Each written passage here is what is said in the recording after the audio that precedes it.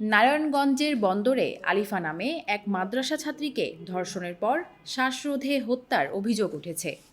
সোমবার ভোরে দড়ি সোনাকান্দা এলাকার দেলোয়ারের বাড়ি থেকে লাশ উদ্ধার করে পুলিশ। এর আগে গত রোববার বিকাল থেকে নিখোঁজ হয় ওই কিশোরী। ১৩ বছর বয়সী নিহত কিশোরী নাসিক ২০ নং ওয়ার্ড দড়ি সোনাকান্দা এলাকার মোহাম্মদ আলীর মেয়ে এবং দড়ি সোনাকান্দা মিফতাহুল উলুম মাদ্রাসার শিক্ষার্থী।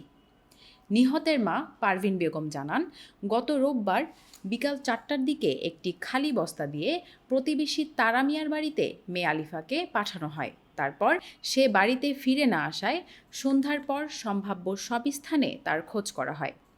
কোথাও খুঁজে না পেয়ে করা হয় মাইকিং। সোমবার ফজরের নামাজের পর প্রতিবেশী দেলোয়ারের বাড়ির গলিতে লাশ পড়ে থাকতে দেখে এলাকাবাসী। আমি তো বিচার চাই, আমি ফাঁসি চাই। আমার মেয়ে যায় ওই জন্য ব্যাগটা লয়ে যদি যাইতো এমনি যাইতো বা আমার মেয়ে তো যাইতে দেয় না। আমরা সাধারণ জনগণ এর বিচার চাই এবং উপযুক্ত শাস্তি চাই। খুনি যেই হোক তাকে ধরে এনে তাকে শাস্তির আওতায় আনতে হবে।